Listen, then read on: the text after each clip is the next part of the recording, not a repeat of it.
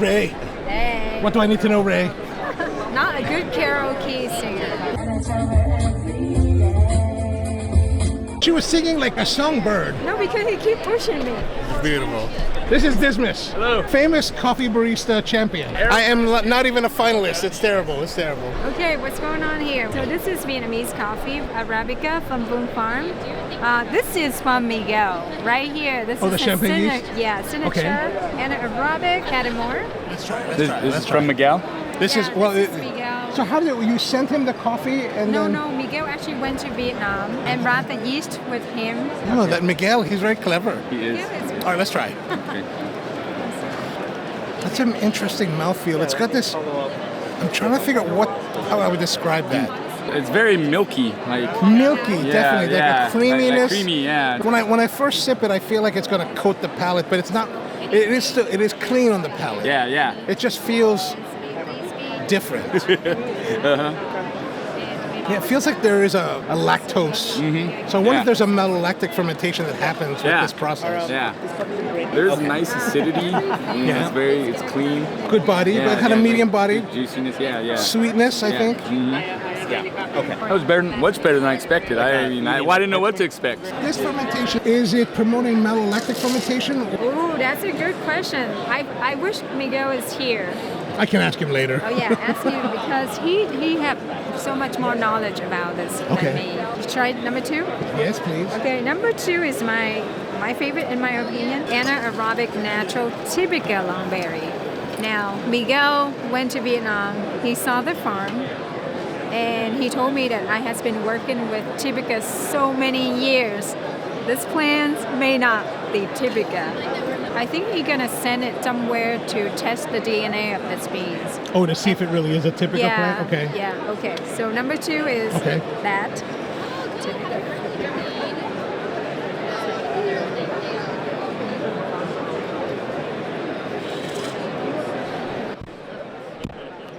You haven't told me about the number 1 yet. You'll have to wait till the video comes. Yeah, No. The number 1 has a milkiness to it that kind of coats the palate. It just dissipates so it's very clean. quickly. That's what I was asking if it's a malolactic fermentation, because it does have that kind of milky character to It it. says champagne yeast. Yeah, champagne yeast. It's better to be more sparkly. This is very clean. I would say this is very clean and crisp, medium-bodied, sweet. Yeah, sweet hot. Still want it to cool down just a little bit. I like it hot. But it's Cool very down, clean. cool down. Very All clean. right, I'll wait for the cool down now. It's very clean and sweet. So what do you like about this? Like, why is it your favorite? Okay, my favorite for yesterday. It was champagne yeast, but Typica Longberry. The same process, just different variety. Miguel and I both agree with each other that the Typica Longberry shine much better on the champagne yeast than the Catamore. So we need to do something with that. We need to improve on the Catamore. I liked number 1 better than out of these 2. What about you? I think I like the second one better. I like the really sharp cleanness of it. You don't know anything. He must be right, because I was never a barista champion. Okay, fully washed Catamore. Ready? Catamore is a robusta varietal? A hybrid. Hybrid, okay. So the number 1 was a robusta. So this one is No, arabica, robusta. Haven't tried it yet. But it said Catamore. Yeah, Catamore is a hybrid between What's a hybrid? arabica and robusta. Oh, okay. And a lot of people push it toward arabica. I did not know that. Do you know that? No. Maybe I heard that. And I Yeah, just of forgot. course I knew that. Because you said. I had no idea till this moment. Okay. Wash Catamore. It has that robusta-ish kind of nose. Because I found with the robusta on the nose and brewed coffee that there's a little bit of roughness on the nose. I would say it's not bad. No, it has that roughness on the tongue, A little bit. but there is nice sweetness. Yeah, to there's this some coffee. sweetness. A little bit of like a berry juiciness to it. Not a lot, but it's like subtle. So it's a little bit dry and rough. A little bit rough dry. On the, I like a little bit dry. It's dry, but a little bit rough in the palate. The only way that I really can describe that is, and this is not meant to be negative towards your coffee, but just as a descriptive, like when you go to like a lot of diners and you get that really kind of rough coffee, it has that kind of right here on the tongue. Yeah. Astringent. Not as stringent, just kind of like, typically when we go to these diners, I would say the coffee tends to be very defective and dirty. But this is not defective, nor is it dirty. It's just, no, not at all. It just has that kind of dryness that's on the tongue right now. What do you think? No, that's a very good description. Trying to think about the dryness is close. It's not 100% accurate, but it's close. First, I was gonna say is there's like a rough nuttiness, or like a nut shell, like when you get, but that's not quite it either. Yeah. You know, like a walnut, like the papery type. I would definitely agree that would not be descriptive of it. But it gives you a drying like that those nuts do. A little bit of that dryness. There is a pleasant sweetness that's underneath that. Actually, very enjoyable. Agreed. Yeah. Agreed. It's a sweet and juiciness in there. Ready for round 2? Robusta. Winey honey espresso. Oh, it's espresso. Winey honey espresso. Okay, all right. I'm gonna Okay, be so smell. What? I'm saying, he said it's gonna be wild. I'm gonna be wired. I'm gonna be. Oh, interesting. Kind of like graham crackery, bready. Oh. Really very warm.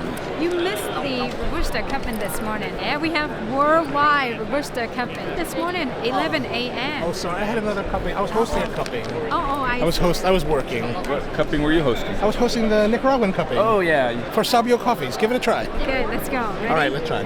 Moment of truth.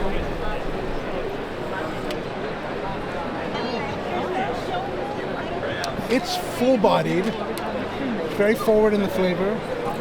I think that for a personal drinking, I don't know if I would like it, but I think there's a lot of body. A lot of body. There's a lot of body. Yeah. The crema is actually The crema's silky crema on there. Yeah, the crema's really, and it's until I drank it, it really held the crema really, really well. It did, yeah. So that's a really beautiful component for it. Has like almost like a clove type. Like clove. tingliness on my tongue and the flavor. You know how cloves make your tongue. Yeah. I would agree with after, that. Which I don't like cloves. So. But Just another way to say I don't like it. No. I mean, but I'm just saying that's what it reminds me of. But a lot of people like cloves, so it's not saying it's bad. There's a spiciness in there. It reminds me of because it's intense. It's an intense flavor. If you like subtle this out, you know, with something like in milk. Good latte, good cappuccino. The flavor of this espresso would really punch through on like milk beverages. But I agree. It's not like this. It's not as a straight espresso. It's not something I'm gonna want all the time. Yeah, and I think one of the things to consider. Oh, well, we had another tasting coming. Winey natural. Winey. Again, we've got like really good, strong crema here.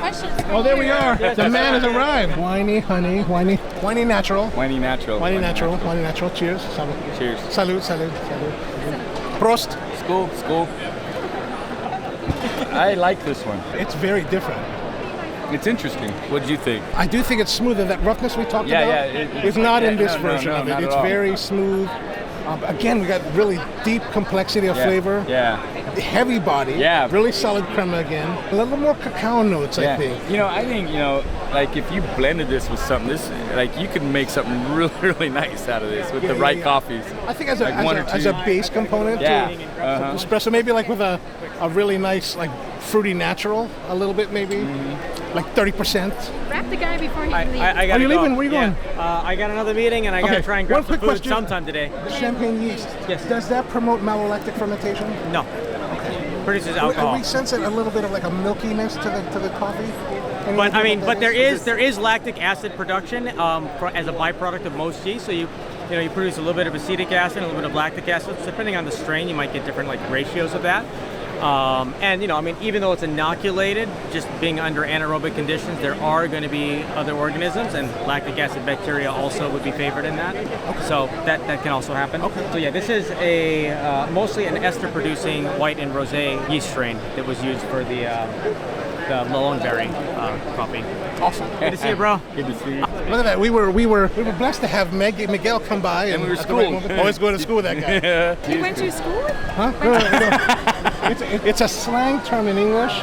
Like when we learn new stuff, we're being taken to school. Okay. Yeah, got were you a business partner? Life and business partner, American. Did your mom cry? No, why? I just know that some moms will cry when they date white guys. No, maybe yours. My mom cries when he dates white guys. When I date white guys.